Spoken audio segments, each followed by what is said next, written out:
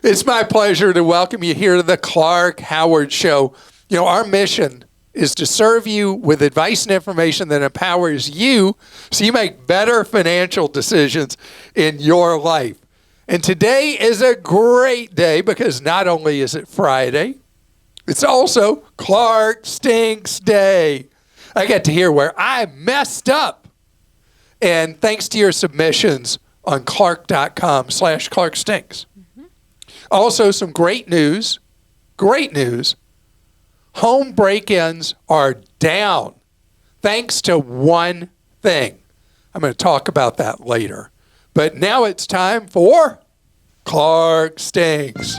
I should have never encouraged you to speak. You must think I'm pretty stupid. You should be ashamed of yourself. Well, maybe I'm wrong. Maybe you're right, pal. All right, I'm going to start. I'm just going to go ahead and name names of these companies, just FYI. Okay. Barbara in North Carolina says, Clark, you don't stink, but you're mistaken about Amica. I had them for years. I bought a new home and they refused to give me homeowners insurance. That was a blessing. I knew Erie was a good company, so I went with them. The bottom line, I and 3 of my friends with Amica had no idea they had gotten so expensive. We all switched and each of us had saved about $2,000 a year for car and home. Tell people to do their homework. Yeah, so there has never been a time in my lifetime that people have been shopping their auto and homeowners insurance as much as they are right now. And that's for obvious reasons. The price increases that have happened with auto and homeowners, and then a lot of homeowners being non-renewed, meaning fired by their homeowners insurer. People are now in the marketplace shopping around. And so Erie is a company that has a good reputation as well. And this is an example of shopping around as a loyalist with one of the top-rated companies, Amica, and seeing what else is out there. Why not? Matthew in Georgia says, hi, Clark, you stink worse than the refs at the Georgia versus Auburn game. Okay, so that would be pretty hard, right? This was about, I guess, my finger incident. Why does Christa have health insurance that costs 3 times as much as the cash price? I know you can do better, and the Falcons need to start Cousins. Ask Penix and the coach. I think he's getting better. A few people joked about the thing with the health insurance, and I'll just say this. We have great health insurance, very lucky to have it, but this is a common thing, and the people at my infectious disease doctor where I have my IVs said that this is all the time. This happens with every insurer. So for people on the YouTube show that your finger is looking so much better. It's just got some kind of gauzy. Just wrapped. It's a lot better, now. yeah. Still a chip bone in there. Yep. So if you missed that, again, those of you with the YouTube show, Chris had this huge medical thing over here, right? It was over there. Mm-hmm. That was a PIC line. Yeah, and she was running her own hospital room in her own body because she got into a fight between her 2 dogs that chopped her finger up. But as the doctor said, if you don't follow my instructions, you're going to lose your finger. No, the tip of my finger, the top part. But he did what? He went like that? He made a snipping, yeah. Yeah. He actually had a scissor in his hands when he did that. And I was like, okay. All right. Derek in New Jersey says, Clark, you only stink a little like my middle schooler's locker. In response to people who call regarding UPS and FedEx scam texts, I've never heard you talk about signing up for their apps. UPS and FedEx will send you an email if a package is on the way. You can also check the app to see if a package is actually sent to your address, thereby avoiding these scam texts. This is such a great suggestion, something I've done for years with FedEx, UPS, and also I should mention I do informed delivery with the Postal Service, which is a free thing. And signing up for these free apps is absolutely fantastic to have during the Christmas shopping season. So, yes, great suggestion. Sorry I haven't mentioned it in a long, long time. James in Florida says the answer to the individual with a used Audi needing $3,000 in repairs is this. The first question is whether they've got a second quote from another shop. My choice would be an independent German specialist. Normally you can get the same quality for a lower price. I purchase 2-year-old cars and keep them for up to 300,000 miles or 20 years.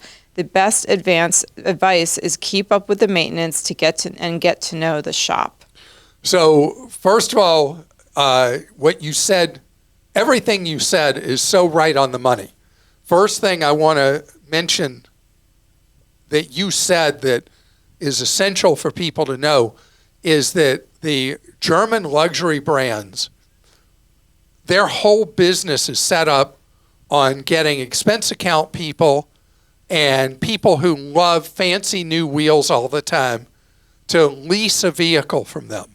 And then that creates this very large supply of usually 2, more often 3-year-old vehicles that have a very large drop in value in those first 3 years. And so you buy it, it's got 90+% of its life cycle left, but you're buying it maybe at a 40% discount from what it would be otherwise. So it's really great what you're doing, and going to one of the independent shops that in any mid-size or large market that exists just to deal with the complexity of European brands is a really, really smart thing instead of going to the dealer when you're out of warranty.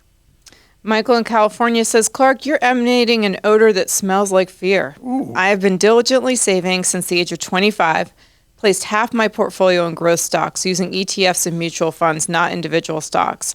I'm now 55 years old. I always made less than $100,000 a year until just this year. My portfolio has grown to $3.2 million. I strongly suggest young people take more risk to get better portfolio growth. Don't let the volatility of growth stocks stop you from investing in them. I don't agree with you that target retirement funds are a smart way to invest when you have decades before retirement. There's plenty of time to get fearful later. Michael, thank you. And a well-designed target retirement fund will be, when somebody's really young, have 90% of money in usually index funds, stock index funds. And the reason I like the target retirement fund so much is that a lot of people don't have interest in, or intimidated by, or don't understand investing. And so they will tend to err way too conservatively in an IRA or a workplace 401k or equivalent. So if somebody is not interested in building their own investment portfolio, it's not their thing, then the target retirement fund to me seems like not just a good choice, but a great choice. James in Texas says, regarding your suggestion to get an antenna to watch OTA TV, I hope you're aware that the broadcast industry wants to transition to ATSC 3.0 as soon as possible. I don't know what that is. A couple people wrote in about it. So this means they can encrypt the signal, requiring you to pay to unscramble the signal. Also, since there are very few TVs or other devices that have ATSC 3.0 tuners, so an adapter will be required at an additional cost. Your viewers should be aware of this before they spend money on an antenna at this time. An inexpensive antenna would be okay until this gets resolved. Check out the Antenna Guy on YouTube for detailed information. Yeah, I'll read about this because it's never something I've even heard anything about. And this is why we do I Clark love Stinks. it. Yes, it is. ATSC 3.0. Huh. Yeah, because, okay, so what happens is that, like, if you are on Sling, like I am, since I wouldn't pay for YouTube TV anymore, although they did make me a nice offer recently, and I was tempted, but I've stayed with Sling so far. I took it.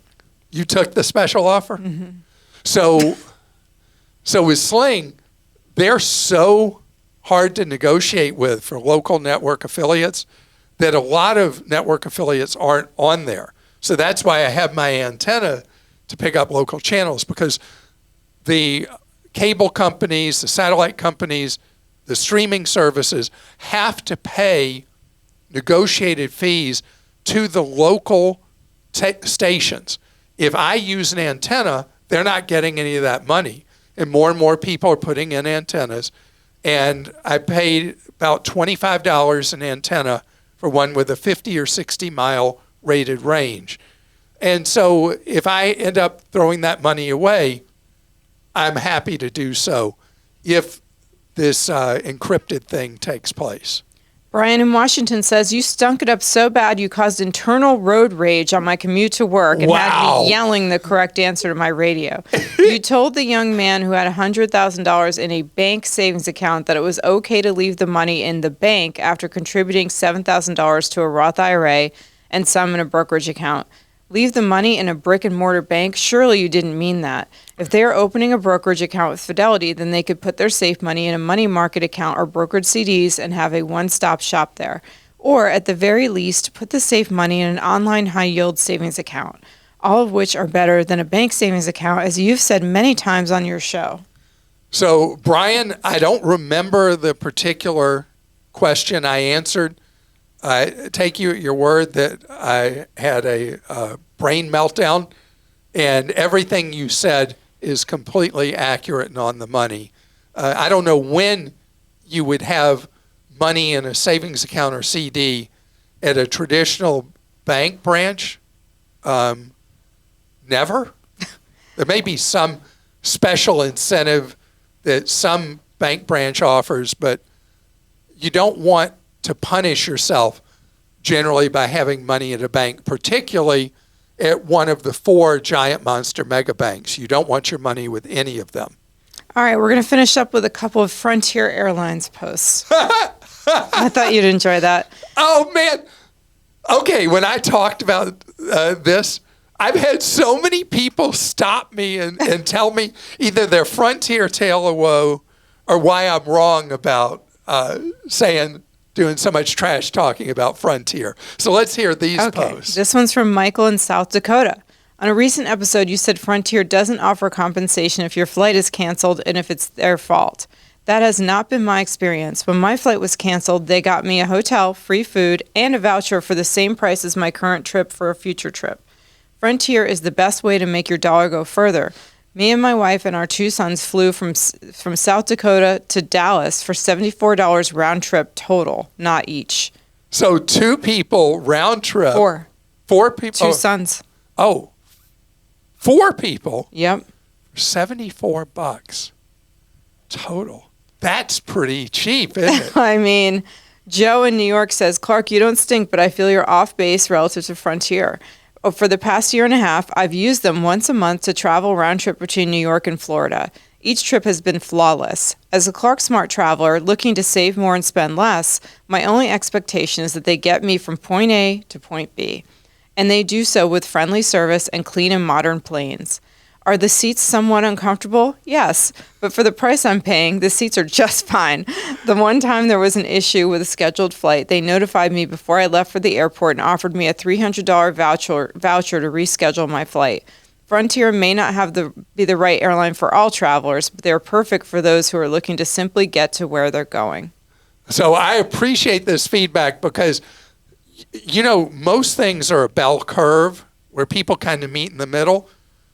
When people talk about Frontier, it is a barbell. People are at one extreme or the other. And I will have quite a bit of experience over the next 20 months flying Frontier because my wife and I bought the Go Wild Pass, and we get to travel nominally for 1 penny per flight booked 1 day in advance. And I'll be sharing you my tales of joy or woe as I go through the 20 months. But yeah, I guess that savings does make the seat more comfortable, huh? Okay, so they have 28 inches between the rows, and if like Southwest is 32, and other airlines, American has some 29-inch pitch seats, but most airlines are 30-inch. 28 is tight, and that seat on Frontier, I've flown Frontier, so I can tell you, my back is sore after I fly in that seat. I need to get one of those things. Like a lumbar pillow? Yeah, for now that I'm going to be flying Frontier regularly. What a joy. First prize is 1 free. Second prize is 2 free tickets. No. 20 months. of experimental, nearly free travel. We'll experience and report. Coming up ahead, I think it's the greatest thing. Feeling safer in your own home or apartment. I want to tell you why we're so much safer in our homes and apartments than we used to be. Crime is something ever present on our minds. We were talking earlier before the podcast about how there was a series of burglaries recently and high rises that we were talking about. And the reality is the number of residential burglaries in the United States has collapsed in one generation, down about 85%. And most of the improvement has been in about the last, 7, 8 years. What's been the key to shutting down what was an ever-present crime in the United States? Not truly shutting down, because there's still 15% of the burglaries they used to be. It's cameras, these cheap cameras. When it became possible for you to install a security camera at your home that would alert you to motion for as little as $20, starting back, I think about 2017, 18, you could buy these ultra cheap cameras. It became not worth the risk to a lot of would-be burglars. And so it was the worst of all possible worlds for burglars. They were detected. They were on camera. There was very clear video that could then be used to find a suspect and convict them of a crime that almost never was solved. Before we had all these security cameras, burglaries were like the lowest of low priorities for police departments. Too hard to deal with, too hard to solve, too hard to figure out who in the world did it.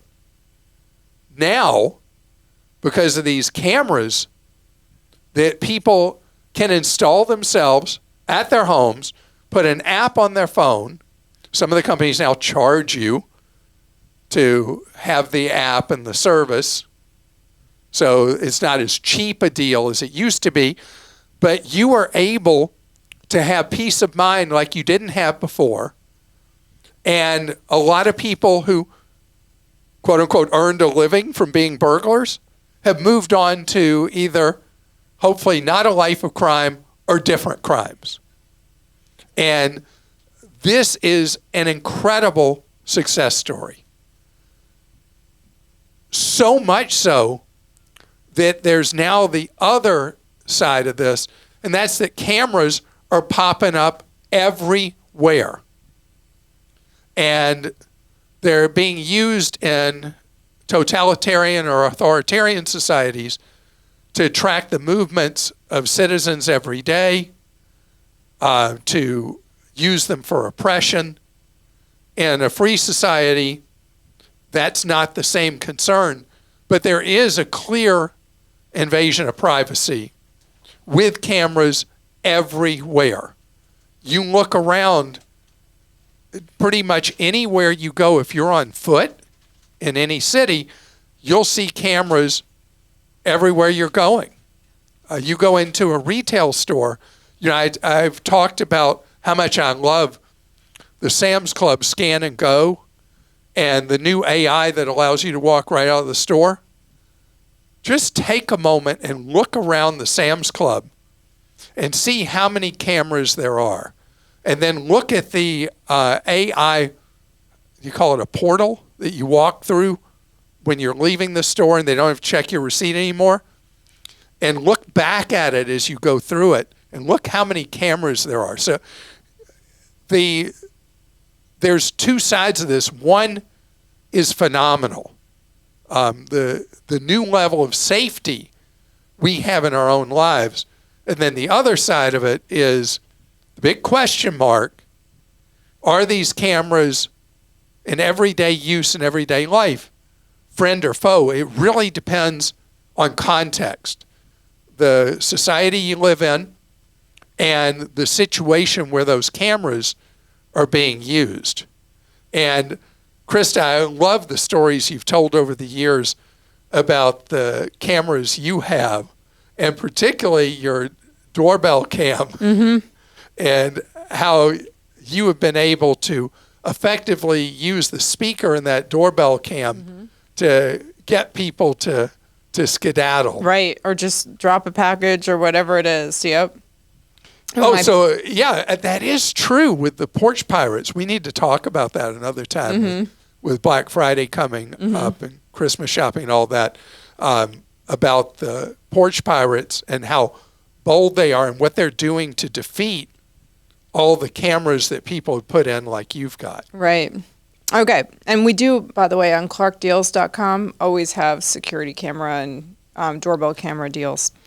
Ben in Virginia says, my August Equifax credit report shows a bank conducted an account review inquiry around August 16th. The problem is I have no relationship with this bank, so there's no account to review. Each of my credit files have been frozen for years, and my registration with optoutprescreen.com expires in 2030. I called Equifax to find out how and why my file was shared with a company with which I have no relationship. The robotic response from 3 levels of customer no service was that soft inquiries have no effect on your score, so it's not a problem. My score is not the issue. Yeah, the issue is how and why my file was shared with a company I don't do business with. Is someone making a no-ding application in my name? I can't get answers. Then my September Equifax report showed the August soft inquiry gone, and another new account review from the same bank was conducted September 16th. I've been through 3 levels of customer service. How do I get the credit bureaus to take this seriously? All right. So first of all, if you expect Equifax, TransUnion, and Experian to offer you customer service, I mean, forget about it. They look at us as rubbish. We're nothing to them. We're just data points because they don't consider you and me as customers at all. They just look at us as data points to collect, package, and sell. And so unless Congress ever overcomes the dirty money that congressmen and senators get from the credit bureaus and pass real consumer protections, it's going to continue to be a joke with the credit bureaus. But that's not the question you asked. So this bank prospecting on you. So doing a soft inquiry that originates with the lender is not protected by credit freeze because they're independently coming up with a data file, probably not from the credit bureaus, who are not allowed to, if your credit's frozen, where their real money's made, is building these dossiers on you, packaging them, slicing, dicing, and selling you off for so many pennies per mass subscription that somebody buys from them at a financial institution, insurance company, whatever. But if the bank is getting potential lists of targets somewhere else, then they can do that soft inquiry even if your credit's frozen. They can't do a hard inquiry, which is what you're really trying to protect with credit freeze, is somebody who obtains your information, who's trying to impersonate you and get credit as if they're you. That's where credit freeze works. If this financial institution was able to do a hard inquiry, then credit freeze would have failed you. A soft inquiry in this case, you can't stop. Okay, Rayfes in Texas says, my primary care provider is moving to providing only concierge care at $300 a month. $3,600 a year. Wow. I'm fortunately fairly healthy and don't need that level of service. While looking for a new PCP, a friend mentioned Amazon One Medical. What is Clark's opinion of it? Thank you for all that you and Team Clark do for everyone else, and adding Wes has been great too. It's good to hear. Thank you for that. So I actually have 2 years experience with Amazon One Medical, and I've been thrilled with it. I mean, thrilled. I've been very happy with my provider there. The app is phenomenal. You do everything through the app. And so this was Jeff Bezos' attempt at trying to modernize an industry that is still using file cabinets and paper and telephones and fax machines. And so it's extremely efficient. And as we've noted many times on this show, I travel a lot. And so One Medical is in so many places in the United States that if I'm traveling somewhere, I don't have to go in a lot of places to an urgent care if I get ill. I can go on the app and I can make an appointment at the closest One Medical near me. And this actually happened last year where I was sick. And I go on the app and there was a One Medical, a 3-minute walk from where I was. Made an appointment and went and had my appointment. So it's very, very cheap for Amazon Prime members, 100 and something a year now, I think, for the primary. And then I've got my whole family on it. And it's really, really affordable. So what matters is the caliber of the individual primary care person you're assigned to. If you don't like that person, get another one, because like in any big medical practice, the quality of the individuals is variable. And Bill in Pennsylvania says, I left T-Mobile for a better deal with Verizon 5G home internet. I left in the middle of a billing cycle and was charged my full monthly fee, $50 direct debit from my checking, for my next billing period shortly after leaving. I called T-Mobile to be sure I would be issued my credit and was informed I would receive the credit back to my checking on the next billing day. I did not receive the credit, so I called customer care and was informed by a representative and then manager that I had to call T-Mobile and request my credit. I did get my credit, but very shady in my opinion, and that this refund did not come back to me automatically, and I told them so. So FYI to your listeners that may have also left T-Mobile 5G and forgot about a refund due to them. And obviously, like, this probably isn't limited to T-Mobile. Like, I'm thinking of all the people who've written into us. But when I dumped T-Mobile after 16 years with them, I had the same problem where they just really were very interested in continuing to bill when I was already done with them. And you're right, this could happen with any company. And now that more and more payments are made by ACH, the ACH process is not, it's a private industry platform, and they don't even begin to think about consumer protections. It's not what they're about. They are only there for the businesses. So you have to be aggressive. I had, years ago, I had a problem with AT&T with a bill, and the only way I ever got it resolved was I filed a Better Business Bureau complaint, and something that I'd been trying to resolve for 3 months was resolved in 2 weeks. And that's not always going to happen, but I find BBB complaints work very well when customer no service, usually contracted out, could be somewhere else in the world, is not solving your problem. If a company considers itself to be legitimate and you file a Better Business Bureau complaint, it tends to get results more often than not if it's a pretty clear situation, like in this case, T-Mobile running off with your money. And gosh, I know people find it hard to switch their mobile phone provider or mobile service or any of these technology companies. Once you do it, it's so freeing. And I've saved so much money not being with T-Mobile anymore. And we've got so much on Clark.com about all the much more affordable companies to have your cell phone service with than being with brand name Verizon, T-Mobile, or AT&T. The irony is a lot of the off-brands you'll be with are actually off-brands owned fully by those three, but all you do is you save money. In my case, I'm with Google Fi, which has been fantastic. Anybody who travels internationally, you owe it to yourself. You've got to look at Google Fi because they treat you pretty much the same most anywhere in the world as they do in the United States.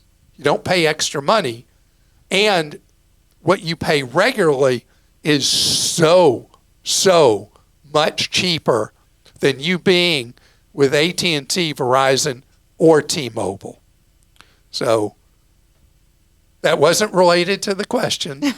I gave an answer not related to it in addition. But the thing is, we're creatures of habit. And when you're a creature of habit, what happens? You may cost yourself with crummy customer no service, or you may just cost yourself with flat out dollars and cents. And doesn't it make a lot more sense for the dollars to be in your pocket than with some customer no service entity out there? You might still get customer no service from the cheaper provider, but at least you're going to have a lot more money in your pocket. So what's your assignment now? To have an absolutely outstanding, fantastic weekend.